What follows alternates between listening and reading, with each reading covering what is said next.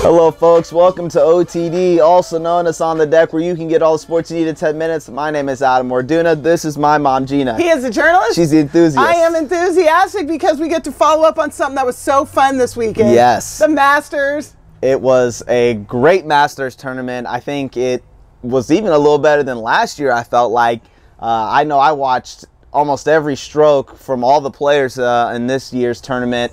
It was fun because the two people that we picked, Ricky Fowler and Jordan Spieth, made it to the final round. They did. They performed very well. They got paired together. They did. The last round of the tournament, they were able to play with each other. Well, they got to shoot right before the final pairing. So it's like Right. the people with the best score get to go absolutely last, but they were right in front of it. Yes. So we were going. It was awesome. We picked right, and so Yes. I really do appreciate those two players because I think golf, even without Tiger Woods, is still in really good hands. I think it's still always going to be better when Tiger's around, clearly. Oh, yeah, but definitely. you know, when you've got guys like Jordan Spieth and Ricky Fowler, even the young guy from Arizona State who was out there killing it, John Rahm, who was doing really well. You know, these are young guys that are taking over the sport. Well, and on day one, when the wind was terrible, there was a young guy from Northwestern who was out there doing really well. Fitzpatrick or Yes, Fitzgerald, I think like Fitzgerald. Yeah, it was but something. Yeah, he looked 12, but he was out there doing it, so that was great. It was good to see those guys out there. So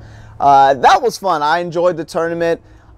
The course obviously is very challenging. That's one of the things about the Masters, that being played at Augusta National, you have to really be on your A game. You have to be very precise.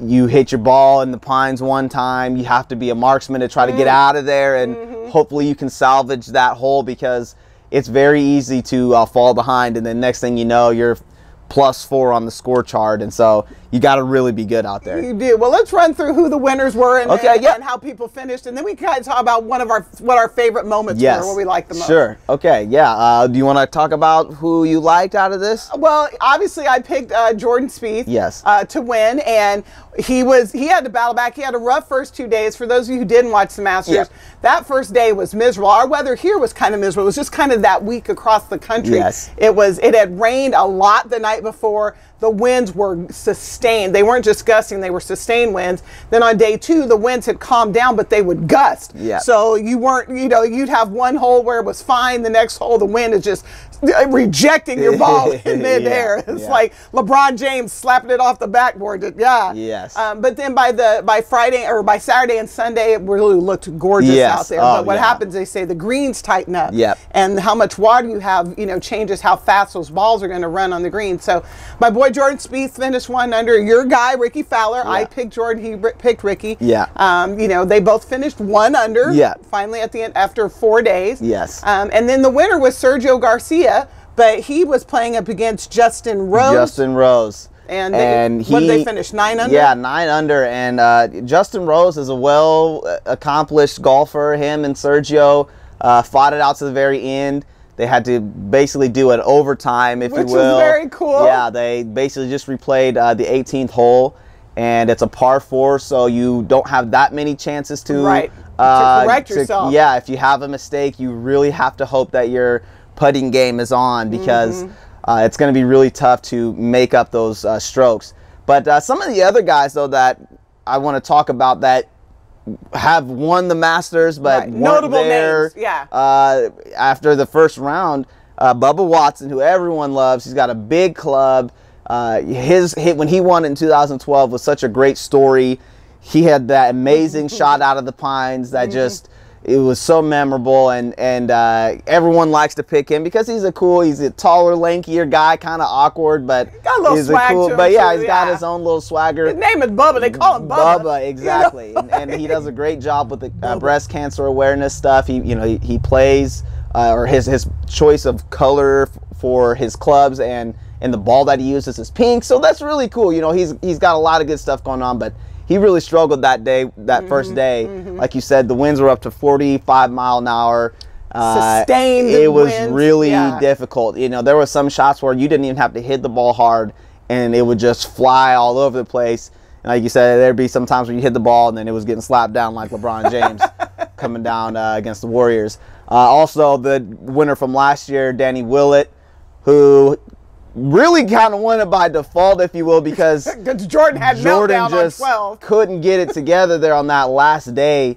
Nothing against Danny Willett from last year that he didn't work hard to win it, but Jordan Spieth was about to win 2 back-to-back Masters championships, and it just didn't happen. So, but Bubba and Danny Willett did not have a good turnout to start out, and so therefore they didn't even make the cut. You know what Bubba Watson said when they interviewed him? He said, golf is hard. Yeah. I love that's an answer. People are like, oh, you didn't, because there's 94 people who get in, they get invited, and then they do a cutoff. You go off of the leaders, and they go so far back, and they just take the cut. And Bubba didn't make the cut. Yeah. Golf is hard. And there are some other guys that were still fighting it out that didn't win, but they were still there.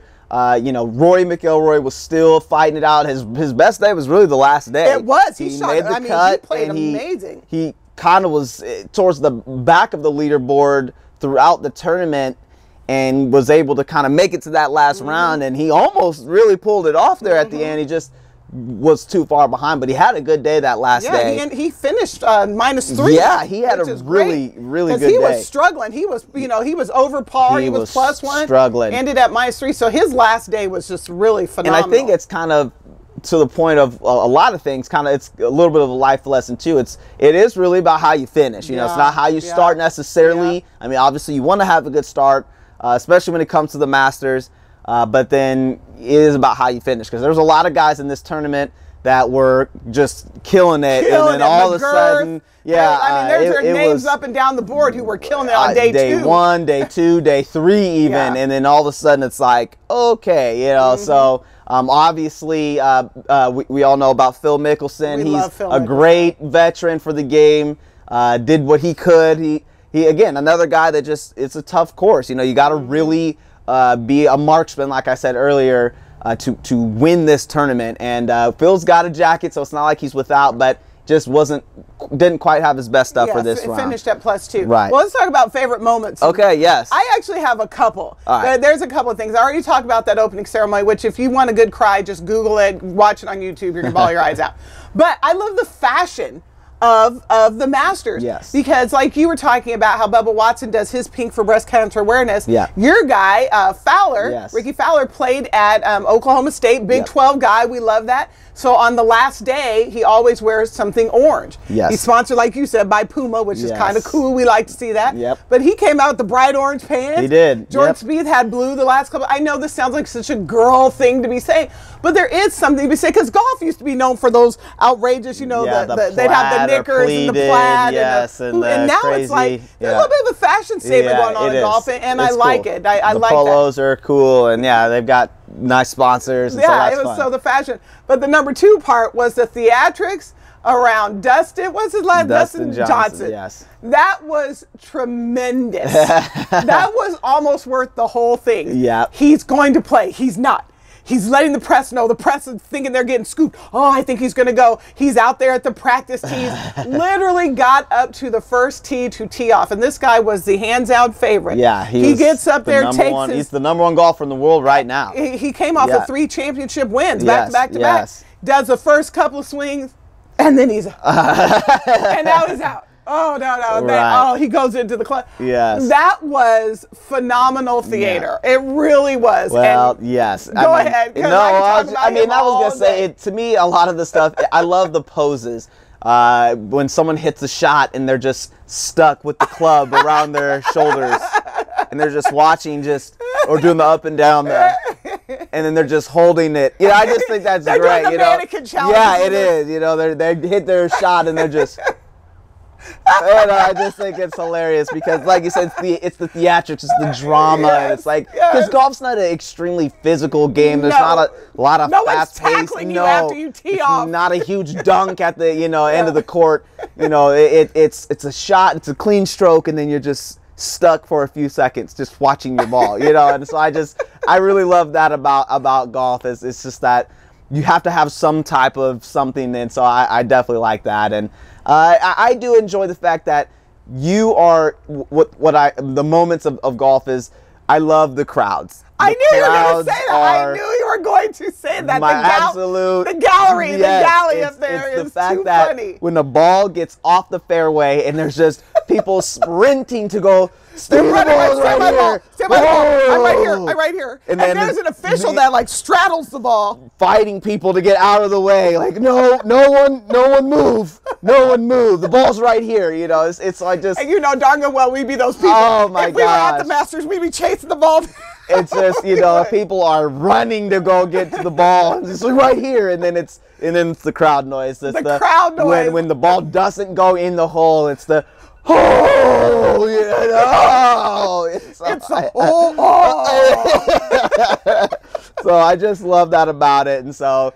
It was very entertaining. It was very entertaining, really, yes. If you're not into golf, watch the Masters. Watch the Masters. You'll get a better appreciation of it. It's really a good time. And so that's always great. Yeah, so it was a good one. It was a good one, and so congratulations to Sergio. Hey, right down to the got playoff. A new champion. Overtime playoff. It's really fun to watch. Again, you know, just it's another thing to keep your eye on. And so if you're a betting person, get into one of those pools because there's a lot of people out there that can win it. And we would have lost, but hey, you know. Well, we just want to say we appreciate your time. Subscribe to our YouTube channel, and we'll see you next time, folks.